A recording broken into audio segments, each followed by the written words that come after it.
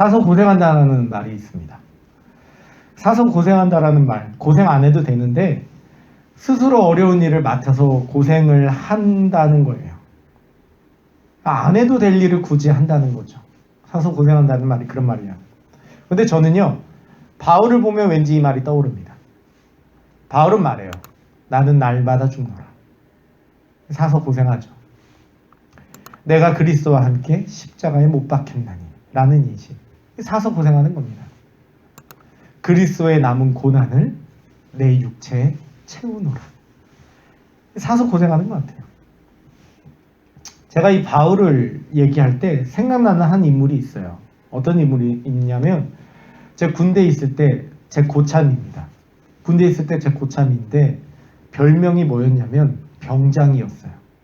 왜 별명이 병장이었냐면 근데 그 별명도 이등병 때 붙은 겁니다.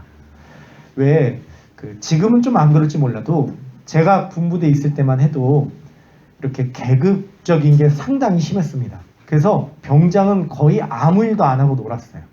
명령만 하고 그냥 자기는 팔짱 끼고 어려운 일은 하나도 안 하고 맨날 뒤에서 한 걸음 빠져서 빨리 해 이렇게 했습니다.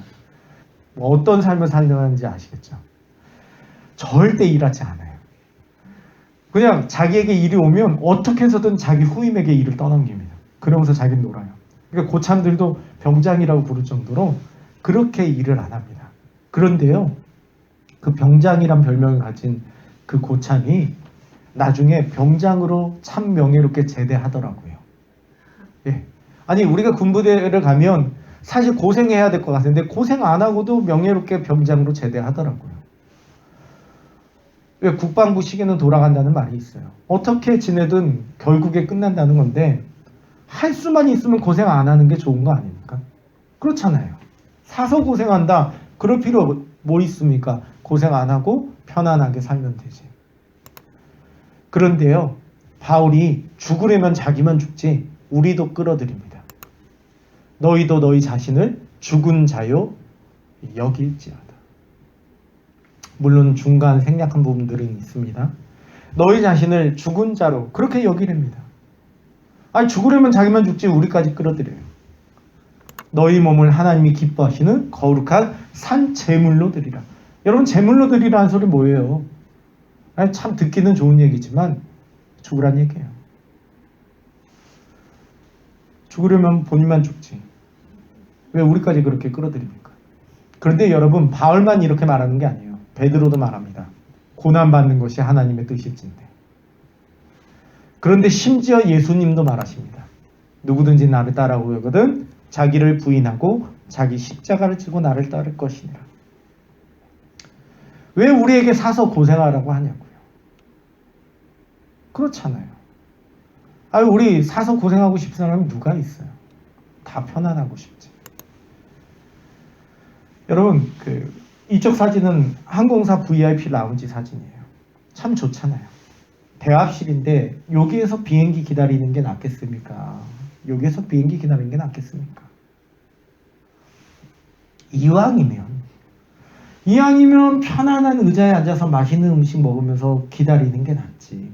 뭐 그렇게 힘들게 기다릴 필요가 뭐가 있어요. 근데 여러분 교회 다녀도 그렇게 다니는 분들이 있지 않아요? 얼마나 많은 성도들이 그렇습니까? 어떤 성도님은 DNA가 마당새예요. 마당새처럼 일을 하세요. 근데 어떤 권사님은요 테이블에 앉아서 나는 힘들어서 그런 거 못해 이러고 살아요. 누구는 마당새처럼 교회에서 일을 하는데 누구는 병장처럼 VIP 라운지에 있는 사람처럼 교회에 있어요. 그런데 그렇다고 그분들이 천국 못 갈까요? 그분들이 천국 안 갈까요? 권사님 중에 나는 몸이 약해서 태어나면서부터 이런 힘든 일을 해본 적이 없어 이러면서 절대 일 안 해요. 그렇다고 그분 죽을 때 하나님이 너는 못 간다 이러실까요? 그렇게 살면 좋을 것 같아요. 지금 그렇지 않아요? 사실 많은 교인들이 보면요 VIP 라운지에 있는 것처럼 천국 갈라 기다리고 살잖아요. 편안하게. 봉사는 무슨 봉사 이러면서 그러고 살잖아요. 내가 하고 싶은 대로 하다가 그냥 주님 부르면 가는 거지 뭐 이러고 살잖아요.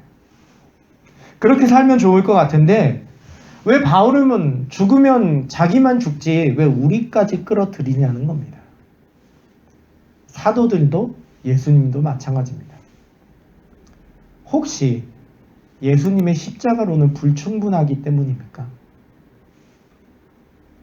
예수님의 십자가로는 뭔가 불충분해서 천국 가기에 뭔가 부족함이 있어서 그래서 바울이 죽으려고 하는 것일까요? 예수님조차 불충분하기 때문에 십자가 지고 자기 따라오라고 하시는 것일까요? 너 천국 가려면 대합실에 앉아 있는 게 아니라 너 부더니 뭐 해야 돼. 대합실 청소라도 해야 돼. 이러면서 말이에요. 우리 지난주에 배운 게 있어요. 예수님이 십자가 지실 때 어떤 고난 받으시면서 어떤 고난 받으시면서 십자가 지셨는지 우리 배웠어요. 단 한 번도 있지 않았던 하나님과 예수님 사이에 버리고 버림받는 그러한 일들까지 있었던 게 예수님의 십자가입니다. 그 끔찍한 일을 하신 그분이 그렇게까지 하시면서 우리를 위해 죄값을 치르셨는데 그분의 십자가로는 부족하다는 건 사실 신성모독이죠. 우리는 갈라디아서 2장 20절 말씀을 읽었지만 2장 21절 말씀을 통해서도 알 수 있습니다. 화면에 있는데 한번 읽어보겠습니다. 내가 하나님의 은혜를 패하지 아니하노니 만일 의롭게 되는 것이 율법으로 말미암으면 그리스도께서 헛되이 죽으셨느니라 라는 거예요. 의롭게 되는 게 율법으로 말미암는 것이면 그리스도께서 헛되이 죽었다는 거예요. 여러분, 교회에서 VIP 라운지에 앉아있듯이 계시다 가셔도 여러분 천국 가실 수 있어요. 왜냐하면 그리스도께서 여러분을 위해서 죽으신 것이 여러분에게 의가 되기 때문이죠. 여러분이 율법으로 의롭게 되는 거 아니잖아요. 바울 자체가 말하는 게 이거예요. 그리고 우리가 또 하나 알 수 있는 게 있어요. 십자가 위에서 구원받은 강도. 그가 한 게 뭐가 있어요? 십자가 위에서 구원받은 강도가 사실 한 게 뭐가 있습니까? 그래도 그는 천국 갔어요. 충분합니다. 예수의 십자가로도 충분합니다. 이 불충분하다는 주장은요, 이단들이 자기들 교주를 섬기게 하기 위해서, 자기들이 원하는 행동을 얻도록 하기 위해서 그렇게 말하는 거죠. 너 이거 못하면 천국 못 가. 너 14만 4천 명에 들어가야만 되는데 14만 4천 명에 들어가려면 조금 조건이 필요해. A등급은 받아야 돼. 그러는 거잖아요. 그리스도의 십자가로 충분합니다. 그런데 왜 바울이 그런 말을 할까요? 예수의 십자가 구원을 이루기에 충분하지만 바울이 왜 우리가 죽어야 된다고 얘기할까요? 이해되세요? 아니 예수님이 십자가로 충분한데 왜 바울이 우리 보고 죽으랍니까? 사서 고생할 필요가 뭐가 있어요? 편안하게 천국 가면 되지. 왜냐하면 신자가 짊어져야 될 십자가가 있기 때문이에요. 신자로서 짊어져야 될 십자가가 있기 때문이에요. 여러분, 예수님에게도 십자가가 있지만 우리에게도 십자가가 있어요. 차이가 존재합니다. 구원을 위한 모든 조건의 요소로서는 예수님의 십자가로 충분합니다.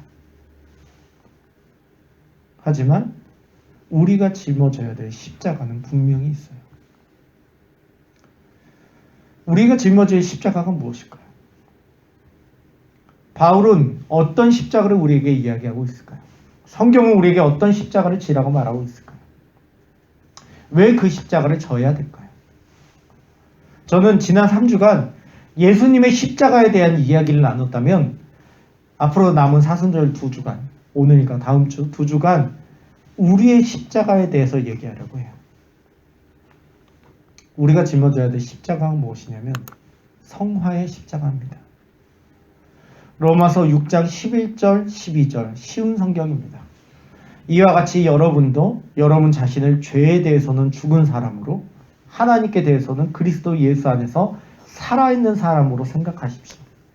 그러므로 죽게 될 여러분의 몸의 죄가 왕노릇하여 몸의 욕심을 따라 살지 않도록 하십시오. 여러분, 우리는 예수를 믿어서 새롭게 태어난 자들이에요. 하지만 우리 안에 여전히 남아있는 죄의 옛사람의 성품이 남아있어요. 이것을 죽임이 필요합니다. 우리가 짊어져야 될 그 십자가는 바로 죄에 대한 죽임으로서의 십자가입니다. 바울은 말합니다. 여러분 자신을 죄에 대해서는 죽은 사람으로 생각하라는 겁니다. 예수를 믿어도요, 우리에게 남아있는 옛 자아가 있어요. 이것을 옛사람의 성품이라고 말하기도 합니다. 죄의 종이 아님에도 불구하고 여전히 죄의 종처럼 행동하는 게 있어요. 이제는 죄의 종이 아니라서 죄의 말을 들을 필요가 없음에도 불구하고 죄의 종으로 살려고 하는 경향이 있어요. 죄는 여전히 우리를 굴복시키려 하고 우리는 여전히 굴복당하려고 합니다. 달콤한 죄의 유혹이 있어요. 이거 해도 괜찮아 라고 말이죠. 변질된 또 다른 죄의 모습이 있어요. 자기 의의 유혹도 있어요. 내가 이걸 나를 드러내기 위해서 하는 것도 있어요. 이 또한 죄의 굴복됨입니다. 저는요, 운전할 때마다 매번 다짐하는 게 있어요. 목회자로서 죄송한 말이지만, 부끄러운 말이지만 욕하지 말아야지. 네, 운전할 때마다 욕하지 말아야지. 네. 정말 말도 안 되게 운전하는 사람들을 만날 때마다 이게 치밀어 올라요. 그리고 이렇게 한 사발 이렇게 쏟아요. 욕하지 말아야지. 근데 제가 정말 존경하는 목사님이 있어요. 그 성이 방자로 시작하는 목사님인데, 제가 정말 존경하는 목사님이 있는데, 그 목사님이랑 한 번 이제 차를 타고 가면서 목사님이 운전을 하시는 거예요. 근데 제가 정말 존경하는 분이거든요. 근데 제가 목사님한테 그랬어요. 야, 목사님, 전 운전하면 승질내고 그러는데 목사님은 한 번도 그렇게 성질내시는 걸 본 적이 없어요. 제가 그렇게 목사님한테 얘기했어요. 근데 목사님이 웃으시면서 하는 말이, 목사님 없을 때 욕한다 그래요. 네. 저 없을 때 본인 혼자 운전할 때 본인 욕하신대요. 우리한테는 여전히 안 죽은 죄의 자아가 남아있어요. 옛사람의 흔적이 남아있어요. 하지 말아야지 해놓고도 열심히 해요. 그래서 바울이 우리에게 말한 게 뭐냐? 죽이는, 우리의 이 죄에 대해 죽는 이 십자가가 필요하다는 거예요. 김남준 목사님은 이에 대해서 이렇게 얘기합니다. 구속받은 신자 안에 있는 새 사람의 성품은 죄에 대하여 죽고 의에 대하여 사는 것이지만, 옛사람의 성품은 이와 정반대로 죄에 대하여 살고 의에 대하여는 죽는 자로 있는 것입니다. 따라서 신자는 죄에 대하여 죽는 것만큼 의에 대해 살고 의에 대해 사는 것만큼 죄에 대해 죽게 됩니다. 여러분, 신자는요, 죄에 대해 죽는 것만큼 의에 대해 살 수 있어요. 의에 대해 사는 것만큼 죄에 대해 죽을 수 있어요. 그래서 우리는 죽어야 돼요. 우리는 십자가를 져야 돼요. 왜냐? 우리가 십자가를 져야 제대로 살 수 있어요. 우리가 죽어야 제대로 살 수 있어요. 우리를 신자답게 살지 못하게 만드는 것이 있기 때문에 그 부분에 대해 우리가 죽어야지만 신자답게 살 수 있는 것입니다. 우리를 신자답게 살 수 있는 이 죄에 대한 죽음, 이 죄에 대한 십자가를 지는 것, 어떻게 할 수 있느냐? 방법은 너무나도 간단합니다. 바로 그리스도가 우리 삶의 진정한 주인 되게 하시는 겁니다.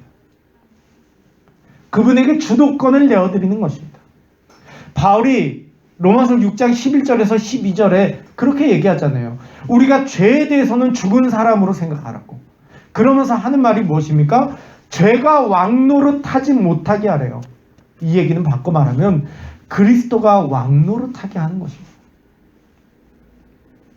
예수 안에서 그리스도가 왕노릇하게 내어드리는 거예요. 여러분, 죄가 왕이 되든지 그리스도가 왕이 되든지 둘 중에 하나밖에 없습니다. 여러분이 여전히 죄를 왕으로 삼으신다면 여전히 죽지 않는 것과 마찬가지죠. 아까 그랬잖아요. 김나주 목사님의 그 얘기를 할 때 우리가 죄에 대해 죽는 만큼 의에 대해 살 수 있다. 그리스도를 우리 삶의 왕되게 하시는 방법밖에 없어요. 로마서 6장 11절 12절의 말씀만이 아니라 오늘 우리가 읽은 갈라디아서 2장 20절 말씀도 비슷합니다. 이제는 내가 사는 게 아니라 오직 내 안에 그리스도께서 살게 하는 겁니다. 끊임없는 자기 옛사람의 죽음은 오롯이 내 힘으로 되는 게 아니라 그리스도께서 내 안에 주인 되시게 함으로 가능한 거예요. 그분이 내 삶의 주인 되게 하심으로 가능한 겁니다. 여러분 스스로의 힘으로는 안 돼요. 욕하지 말아야지. 운전하면서 욕하지 말아야지. 저는 끊임없이 다짐하지만 위급한 상황엔 튀어나옵니다. 그리스도께서 너 그거 하지 말라고 통제하시는 왕되게 하시지 않는 한 내 자로는 이게 안 돼요.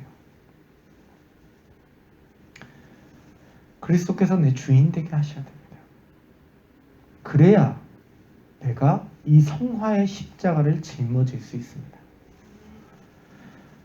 여러분, 이 성화의 십자가를 짊어지고 가는 게 나에게 얼마나 유익이 되는지를 간단하게 세 가지만 더 언급하면서 마무리를 하려고 해요. 그리스도의 성화의 십자가가 주는 유익이 있어요. 첫 번째 뭐냐면 교제의 유익이 있습니다. 그리스도께서 내 삶에 함께 하심으로 내 안에 거하심으로 말미암아 누리게 되는 교제의 유익이 있는 거예요. 여러분, 하나님 없는 인생이 아니라 하나님이 있는 인생이 얼마나 복된지 아십니까?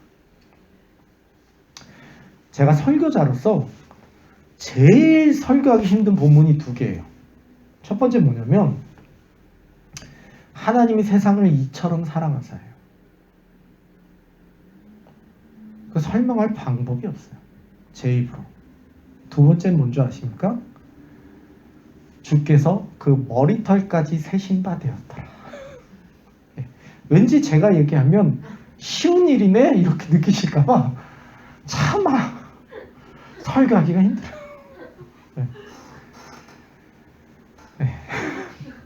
하나님이 얼마나 위대하시고 능력이 많으신지를 설명해야 되는데 오해가 될까봐 설명을 못하겠어요.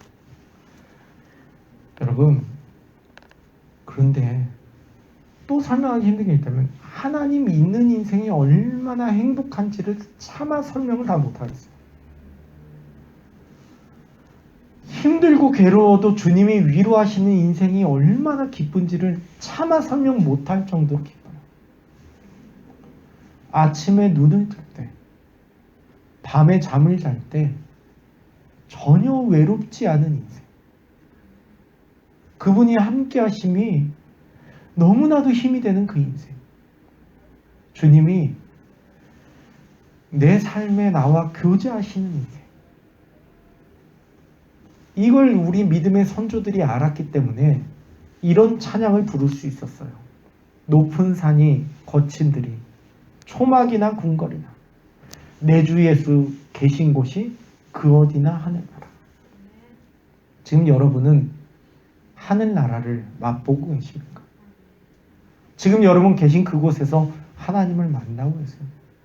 그곳이 하늘나라가 돼요. 또 이런 고백을 할 수 있게 돼요. 여호와는 나의 목자시니 내게 부족함이 없으리로다. 차마 제가 무지해서 설명을 다 못하겠지만 이 말씀을 깊이 묵상하십시오. 그 교제의 기쁨이 얼마나 여러분의 삶을 자유하게 만드는지 모릅니다. 두 번째는 능력 있는 삶을 살 수 있습니다. 이사야 59장 1절 2절은 이렇게 말합니다. 여호와의 손이 짧아 구원치 못하심도 아니고 귀가 둔해서 듣지 못하심도 아니라 오직 너희 죄악이 너희와 너희 하나님 사이를 내었고 너희 죄가 그 얼굴을 가리워서 너희를 듣지 않으시게 하며. 여러분이 성화되어지지 않는 여전히 죄가 왕노릇하는 삶을 살게 되면 능력 있는 삶을 살 수 없어요. 그 죄악이 하나님과 우리 사이를 가로막게 되는 것입니다. 내 마음에 죄를 품으면 주께서 듣지 않으실 거예요. 5만 번 응답받았다는 조지 물러는 이 말씀들을 마음에 새기며 살았어요. 여러분, 예수를 믿는데 능력 없는 그리스도인이 되지 말아야 될 것 같아요. 저는 제일 두려운 게 사도행전에 나오는 한 장면입니다. 내가 예수도 알고 바울도 아는데 넌 누구냐? 귀신이 말하는 그 장면.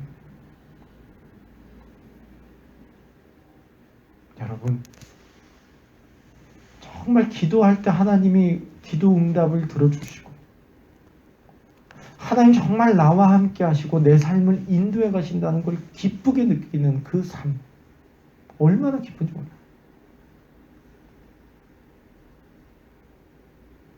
또 간증을 하나 해야 될 것 같아요. 왜 우리 교회 항상 돈 없어갖고 하나님 돈 좀 주세요 기도를 할 때가 있어요. 근데 매번 하지는 않습니다. 이것도 너무 자주 쓰면 안 돼서.